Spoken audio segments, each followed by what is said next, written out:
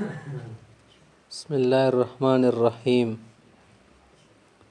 پیغمبر علیه الصلاة والسلام حدیث ته النساء حبائل الشیطان، ښځې دا د شیطان جلونه دي. ښځو په باره کې پیغمبر علیه السلام دا خبره کړې ده لکه څنګه جول کې سړی مشیر ټینګوي، یا میر شول هغه کې سړی مشیر ټینګوي، یا د مرغۍ نیولې دپاره کوم خل جول جوړوي یا سریخ جوړوي یا ورکې مزاری نیسي یا جانور، ډېر قسمونه دي جلونو.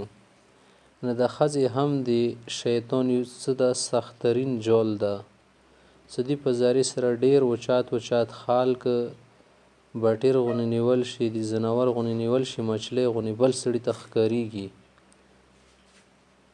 مخته حدیث ته الطاعم الشاکر کالصائم الصابر، هغه سړی چې خدای پاک وله خوراک خوري، روټۍ خوري، روزۍ خوري، خو بیا ورباندې شکریا ادا کوي، دې ته هسې ثواب میلیږي لکه یو سړی روژهدار یو صبر راکوي روژې سره. یو سړی وي روژهدار یې صبر نه کوي، په خلکو یې خرڅوي، جواته خبره چې روژې کې فرق راځي ورسره. خو چې صایمه شي صبرناکه شي نو دومره درجه بیا هغه سړي ته میلیږي چې خوري څکي او د خدای شکریا په ادا کوي. مخته حدیث ته بیهقي نقل کړی ده الاقتصاد فی النفقة نصف المعیشه، خرچ کې او خرڅولو کې درمیانه طریقه اختیارول د نیم معیشت ته، سړی ورسره په خپو یې لوړ وي. اسراف شولو په ځل خرچۍ شوه، دا سړی د خپو نه غورځوي، اگر چې خوند ورکوي شروع کې، خو بیا سړی بل ته دستې نه ګر شي، بل سړي ته لوس اوږدوي. خو که درمیانه چلیږي خواهشاتو ته د لا غونې چوټۍ ورکړي، بیا سړي ژوند ښه تېرېږي. یو سړی د ښه په ماړې خېټې خوراک وخوړلو،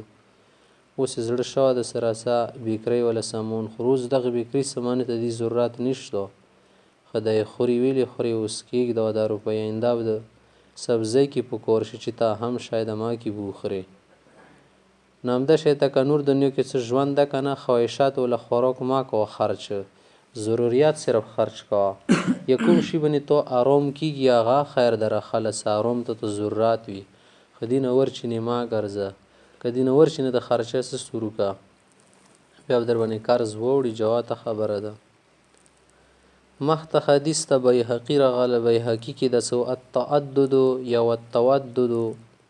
والتعدد ویل شي، التعدد الی الناس نصف العقل. پیغمبر علیه السلام فرمایي خلکو سره مینه محبت ساتل، خلکو سره جوړ ساتل، دا یو نیم عقل ده.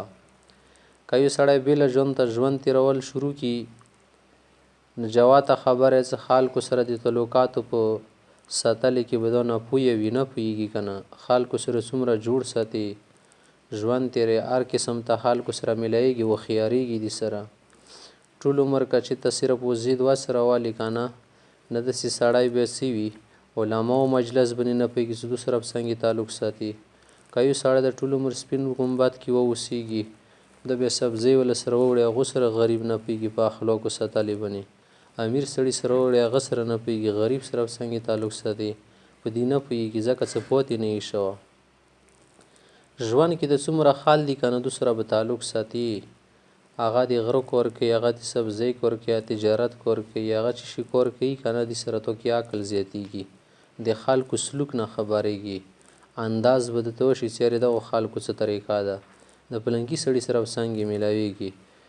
نو خلکو سره مینه جوړ ساتل، دې سره عقل زیاتېږي او پیغمبر علیه السلام طریقه ده. یو سړی د ځان ته عبادت کوي ناسته، بس ځان ته صرف غریب عبادت کوي،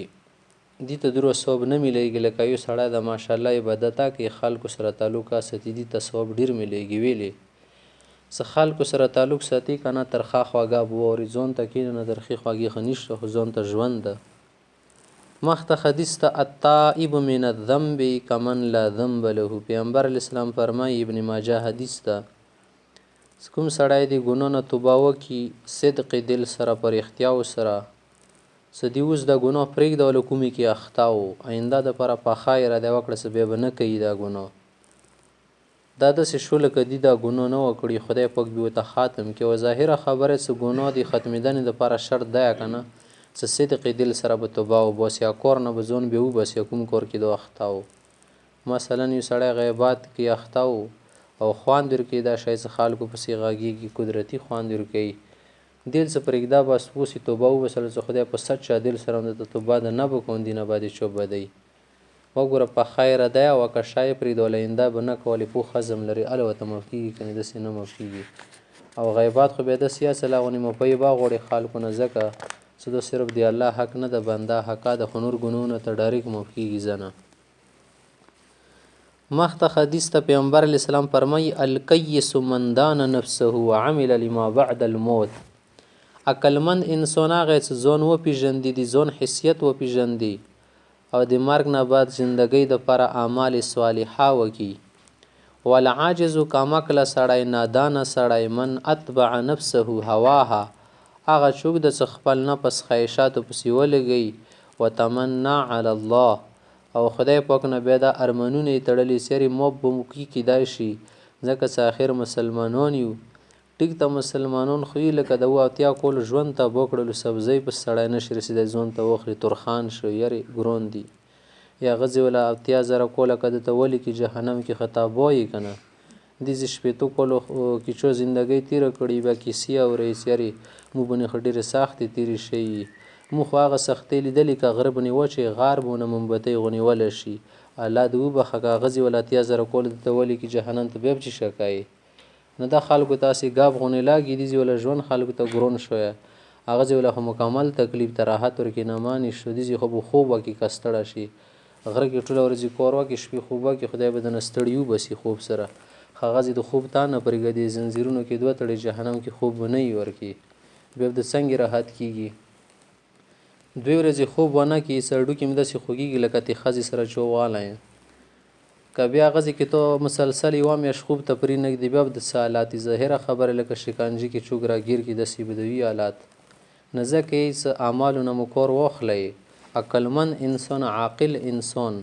پویه انسان هغه چې د ځان حیثیت وپېژني چې دا څوک ده څه شي ته خدای رستولی دی د زندګۍ نه مقصد څه ده ولې دې ځي اوسې دې دنیا کې څه چال ده د نور ځناوره وخت تېروي او ته وخت تېروي دونه څه غوښتي شوي دي دو کې څه ورکېږي تو کې څه درکېږي عقل دا که نه ده د عقل تو ته خپله لیارښایي کلاغونه چې ته موډو ته سیده کې